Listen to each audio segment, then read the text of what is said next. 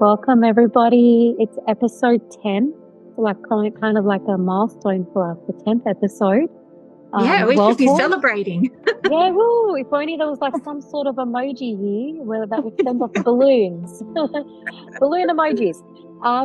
So the title for this week, Lauren, is Atlantis and Lemuria. This is a huge topic.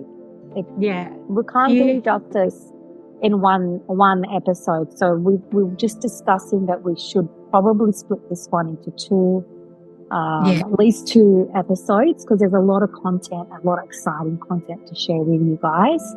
Yeah. And it's super relevant for our current timeline. So we need to do it justice. Gosh, we might even have to go over 3 episodes, but we'll see how we go. Yeah. And it's a topic that we get asked a lot of questions about. Everybody is very curious about ancient Atlantis, ancient Lemuria. So let's get started. What we're going to look at first is just kind of explaining the civilizations of Atlantis and Lemuria. Lauren, do you want to talk about actually physically where they were and where they existed on Earth in terms of our map and all that? Yeah, absolutely. So the geography, and I guess this is going off just little snippets of clues that we've kind of been given over the years, and it's definitely now being backed up by people remembering their past lives and information that's coming out during QHHT sessions, so quantum hypnosis sessions. We are getting a lot more information. But basically, Atlantis was a civilization that Plato wrote about. So the ancient Greek philosopher wrote little snippets about Atlantis, and really that's in modern history, that's what we've gone off in terms of where we might think it's located. So he wrote that Atlantis was located in front of the Pillars of Hercules.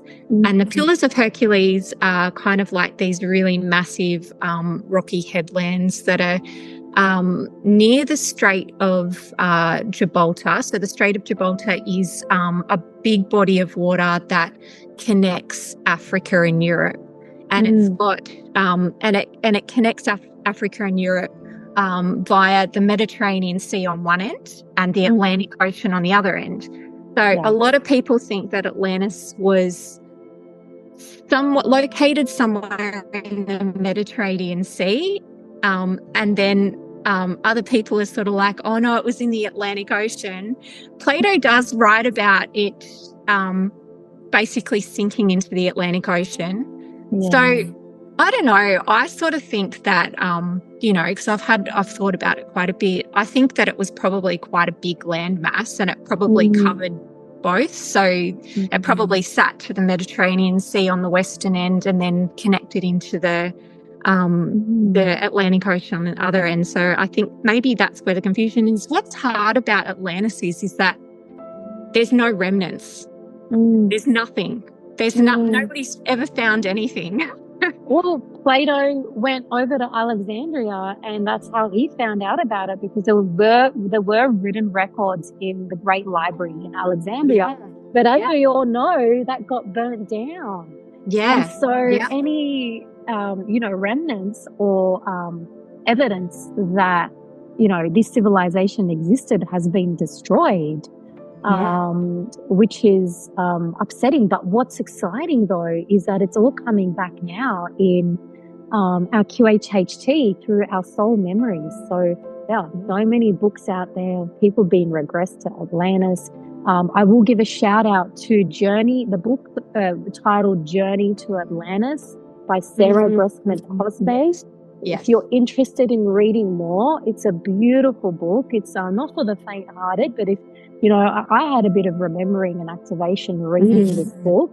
Highly recommend if you're interested to read that one. There's a lot of content in there about Atlantis and Lemuria, both civilizations, and how they went down, etc., which is what we're going to discuss a bit today. And I mean, I've had a lot of clients who've had past lives in both Atlantis and Lemuria, and so I've seen what they look like. I've seen some of their rituals and their customs and some of the technologies that they've had, and it just blows my mind you Yes. know, trying Yeah. to translate that into modern day speak. Okay, so they had these flying machines. Yeah. Sounds like I'm on drugs, but they Yeah. were an advanced civilization, and it's hard for us to think because in the movies, when we're watching movies, the olden days are basic. We're told that the olden days were basic. They didn't know much. They didn't have access to much, and that we're the advanced civilization.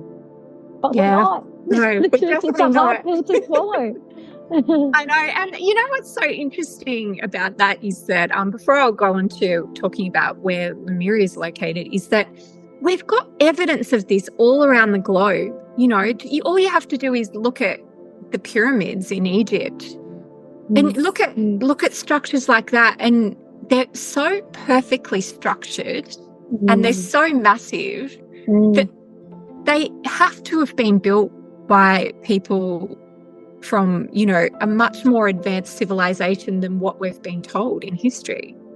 The mathematics behind these structures is just perfection. Yeah, absolutely. Yeah. Okay, so Lemuria, our other advanced civilization that we're looking at, is also known as Mu, or Mu, and they think that it was located in the Pacific Ocean, right? So predominantly we're thinking about what is now known as the Polynesian area. So if you think about, so Polynesia, you know, is currently like a bunch of little islands. And the theory goes that the islands are actually the peaks of the mountaintops of what was Lemuria. So in Polynesia, if you draw a triangle from New Zealand to Hawaii and out to Easter Island, that is what they sort of say the landmass of Lemuria was, which is actually really, really large. Yeah. And then we've got all these little islands, you know, in that area that are actually mountaintops, basically, of what Lemuria used to be. Other theories kind of go further than that and say that, you know, Lemuria was even bigger than that, and it extended into Melanesia and Micronesia, which would have made it really massive. All in that area, which is really close to Australia. So basically, we were like the neighbour of Lemuria, and whether Australia was land mass then or underwater, I'm not sure, but it's you know, basically the whole east coast of Australia and you know, the north as well, to the north, which is pretty cool. And I guess I feel like there's maybe a little bit more evidence left that there was an ancient civilization, because we've got the giant Moai statues on Easter Island. Right? And they can't still can't figure out what they are, how they got there, how they got so heavy. How they were lifted. So for people who don't know, Easter Island's really small. It's got a really small population now, and there are almost 900 giant statues, all really kind of close together. And they, you know, some of them are about like 10 meters tall. They weigh an average of 20 ton each. So some of them weigh more than that. Wow. There's one that weighs like 86 ton, you know, and they've all been carved and moved and placed and upright. And a lot of them were destroyed, like through colonization, unfortunately. But there are remnants of these statues through other areas of Polynesia as well, which is really interesting. And they're not as big, but there's still kind of like a pattern there, which is really, really interesting. And so there is no written record as to, you know, in history as to how these statues were made or how they got there. They seem to be statues that are, you know, I guess, of ancestors or deities. And the theory kind of goes is that in Lemurian times, they could actually levitate large objects and move them. So that's kind of, you know, because they were that advanced that they were able to levitate, which kind of makes sense. Like, how else unless they had really advanced machinery. Cranes or machines. Cranes. Look, when I've looked into the records for my clients, I can see that they did have great command of energy work. And and they had, they just had this synergy with the land. They could draw upon the energy of stones and crystals and communicate with them and connect with their consciousness. And they could levitate things and move things. So even some of the Atlanteans could do this too. Some of the hybrids, they could move things with energy work, physical objects, create shields of energy, move things. Exciting stuff. So, and it was a fifth density. So Lemuria was a fifth density civilization. Atlantis was in the fourth density at the time that it collapsed. Destroyed. So we're talking about higher density civilizations, higher consciousness here. So the things and abilities that these guys had that not a lot of us have here. So yet exciting. Yet is the key word. Absolutely. And these are the things we get to look forward to, and they come with purpose. They're not just, oh yeah, guys, look what I can do. This is a party trick. They come with purpose. We're actually going to need them. Okay, to create in the fifth density. That's the stuff that we get to look forward to, right? When we go through that great shift. Absolutely. Do you remember when your gifts came in and, people would get you to do them as a party trick? I remember that. Pull me some cards. Read my mind. I'm at a party and I'll be drinking, so it's probably not going to happen. And some people seem to be a bit more open to it when they've had a few wines. They've had a few wines. Exactly. Oh my goodness. Okay, so let's kind of have a little bit of a look at, how did these civilizations start, Suzy? Like these civilizations of Atlantis and Lemuria. Like what's the history that we know? Okay, well they were both breeded originally by ETs. Okay, a mixed species, mostly Palladian. But it was a mixed species that had their hand in breeding and creating these civilizations. The actual beings that were involved did not realize this was the mission until they crash landed, and they're like, now this is the mission. But the powers that be, there's a bit of a hierarchy. The powers that be, the intention was to seed Earth and grow Earth and mix it with almost like a garden. There's a book by Dolores Cannon called Keepers of the Garden, and it's an analogy for Earth being like a garden where we're planting seeds and crossbreeding and seeing how things grow, and what is good and what is growing well, and etc. So they came in and inadvertently crossbred with different breeds of basic human, pure ETs, crossbreeding with basic breeds of humans. And these civilizations grew from there. Now, if you've read the book by Sarah Bressman Cosme, you'll see that the same group of star beings that crash landed and came in and mixed with the basic human, being, Neanderthal type, whatever you want to call it. I'm probably incorrect in that label, so sorry if I am. They were part of the same crew. And there were two individuals in that crew with differing energies. One was happy to be amongst the humans and to synergize and work with them and to help them expand and reach their potential.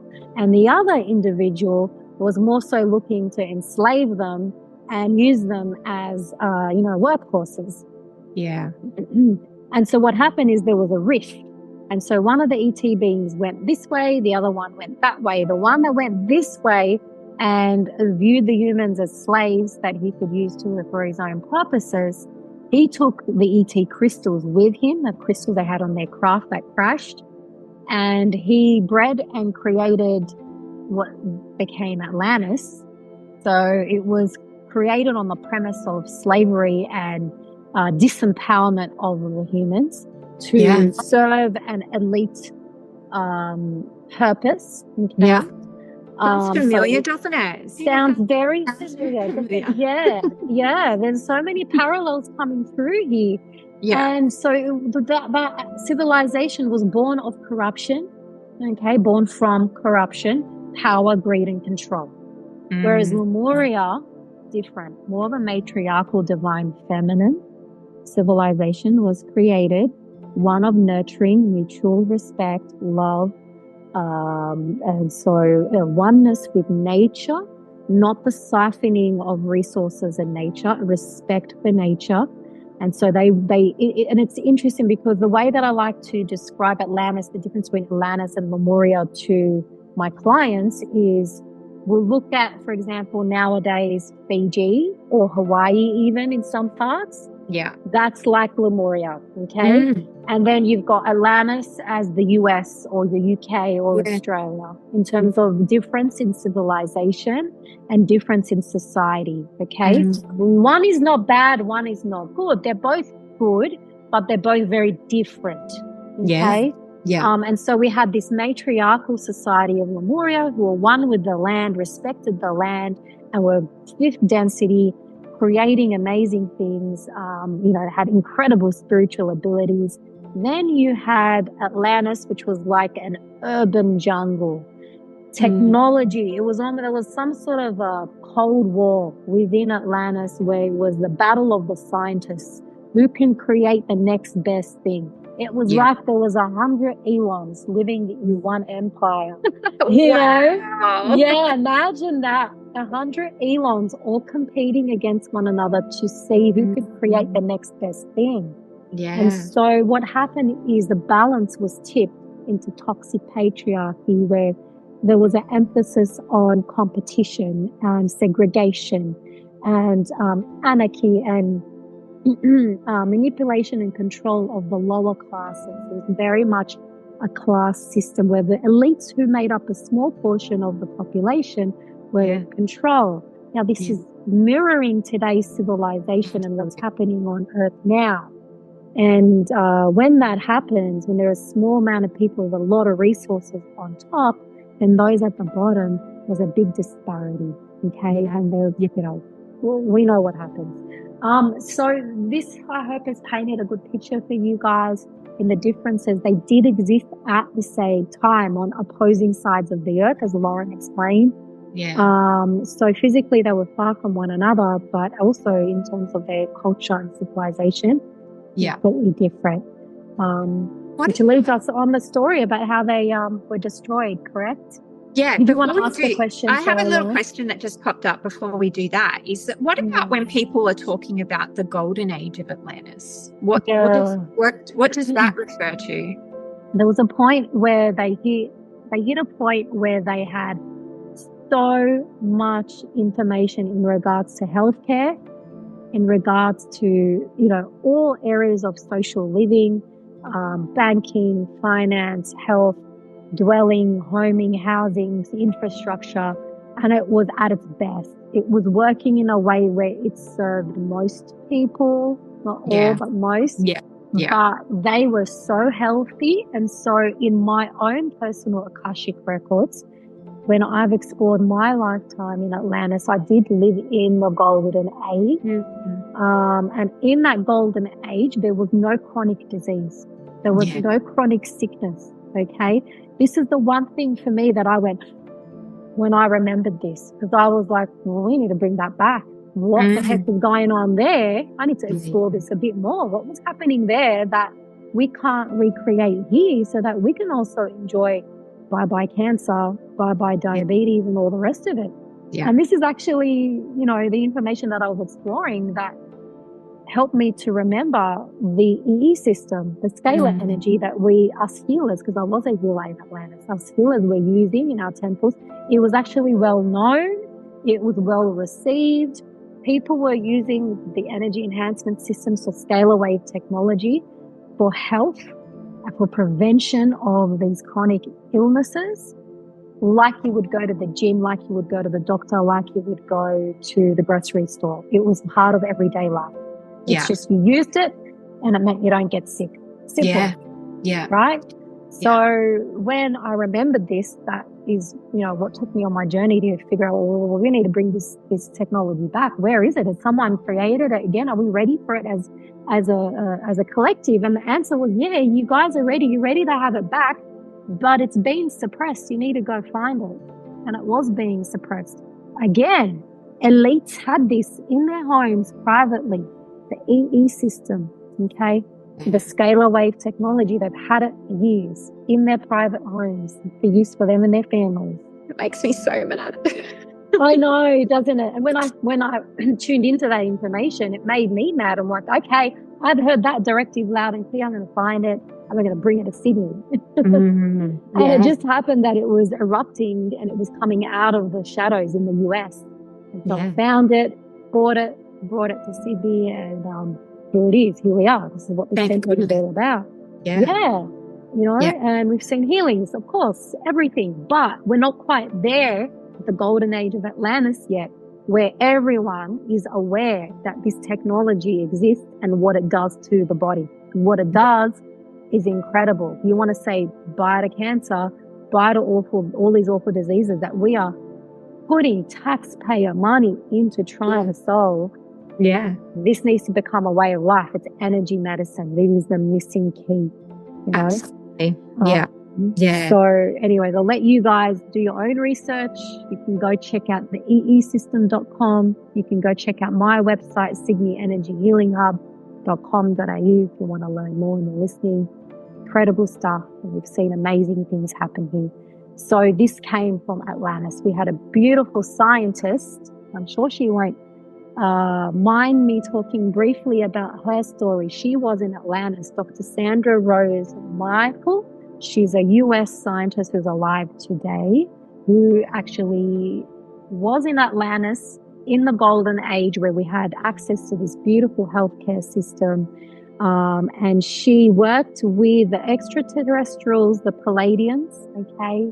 And they gave her the coding that was needed to create the technology that would produce this scalar field that could be used for the human body they heal. So she created a healing device in, cooperation with the Palladian species.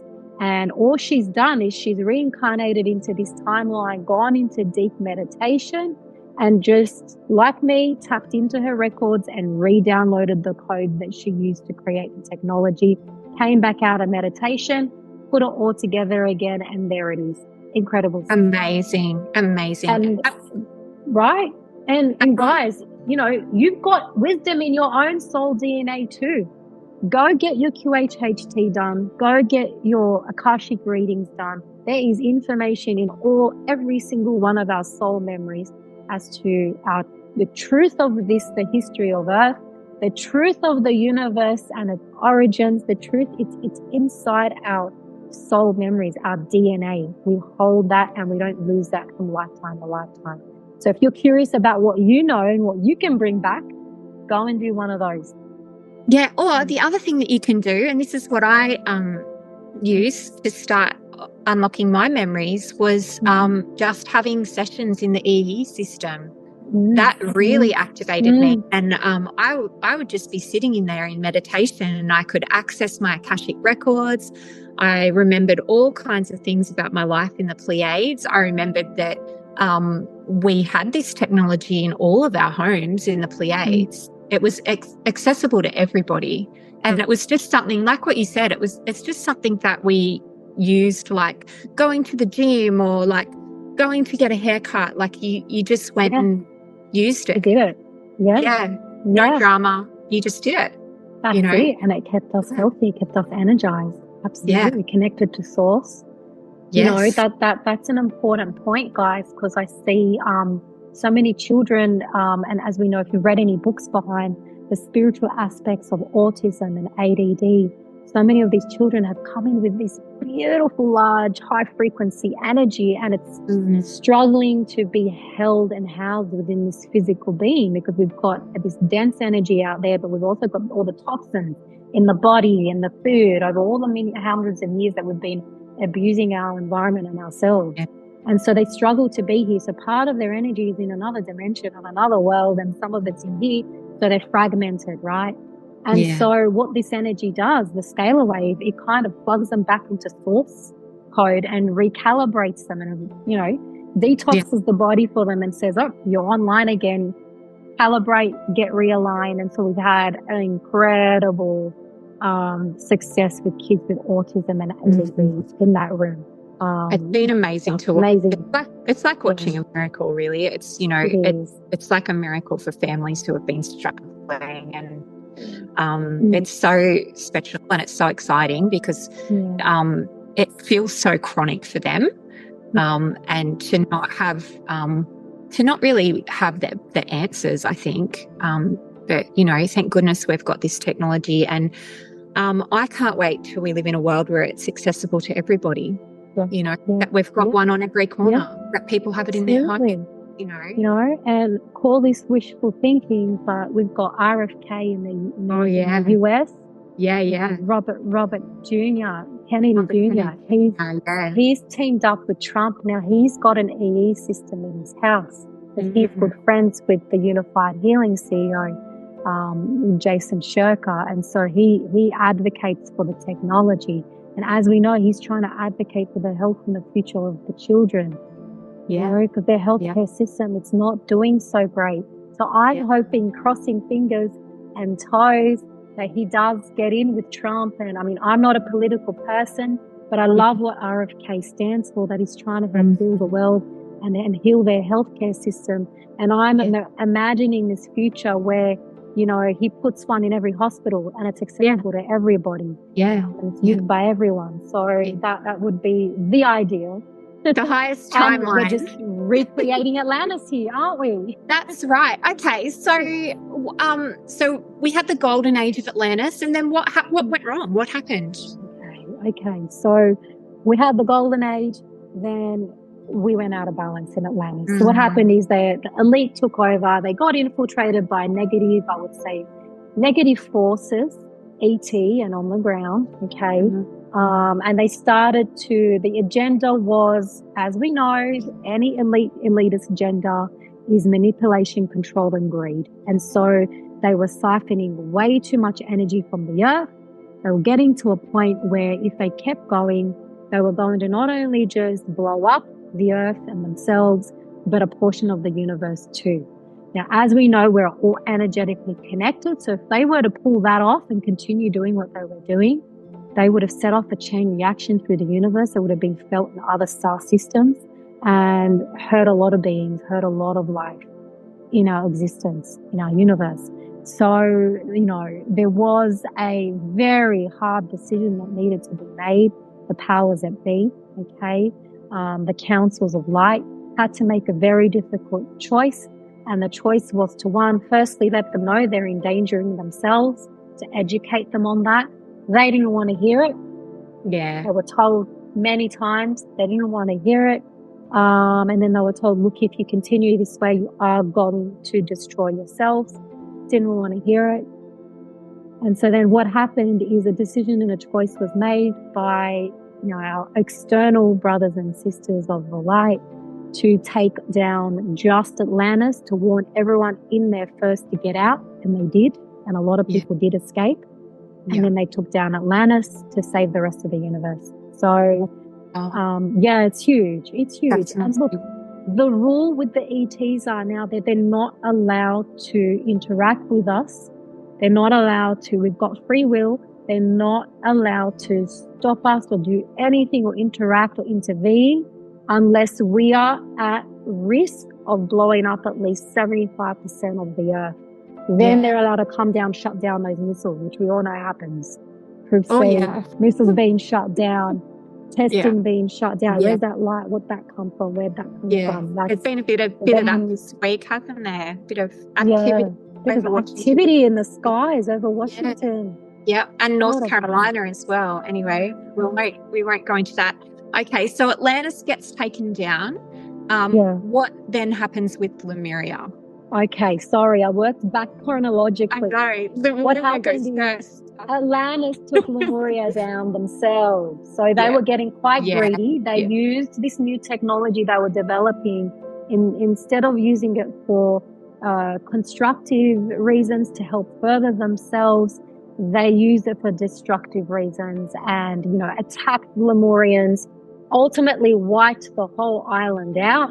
They set off a tectonic plate that formed a tsunami that wiped out the whole island and, destroyed the whole of Lemuria, and it sunk, okay? So Lemuria was taken That would out. make sense. That would make sense with the islands being the mountaintops now, wouldn't it? That would fit that. It makes sense. It makes sense. Whereas I feel like, what I've seen in the records, Atlantis, and what I've read in also in various sources, Atlantis was more so, there was a large amount of energy that struck a very important point of interest that just disintegrated and destroyed and blew up the whole island of Atlantis. Now, you did say, we're not sure if it's connected to the Mediterranean or not.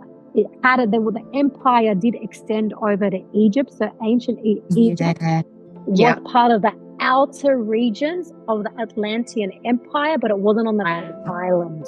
Okay. Yeah. So it's considered a part of Atlantis, but it wasn't on the main island. Okay. And so that's why a lot of people escaped from Atlantis to go to, Egypt was the furthest regions of the Atlantean Empire. Yeah. And not on the same landmass. So it was considered a safe place for you to escape to. And the word put out on the street is go to Egypt, go to South America, just disperse, and those are the locations that are safe. Yeah. So a lot of healers and practitioners left with crystals, left with wisdom, left with tools to share with the rest of the world. And the idea was that Egypt was to be the next cradle of civilization. Yeah. So Atlantis was wiped out. There was no other civilization left on the earth that was at a, progressed state. So we have to start over again. We went through dark ages. We went from golden ages down to dark ages. We actually shifted energetically back down to the 3D. We've been trying to get up this whole time. Gosh. Yeah. It's just so fascinating to sort of, see it kind of play out in real time here on Earth. Absolutely. And I guess next week we'll have to delve deeper in the ramifications of the cataclysm. Yeah. And, the formation of Egypt and, any other questions from now to then you guys might have that we can answer for you. We'd love to answer. There's just so much we could talk about. Yeah, we'll see how we go. If we can't get it all in next week's episode, we'll just do a third one. That's fine. Yeah. And we still haven't talked about Egypt properly yet too, so we could just keep going and going. Oh, we will. We will. There's so much content to share. Anything else you'd like to add, Loren, before we close off for this week? I think we'll leave it there, and then we can, we'll open it back up next week and continue on. Cool. Excellent. Thank you, everybody. We'll talk to you soon. Bye. Bye.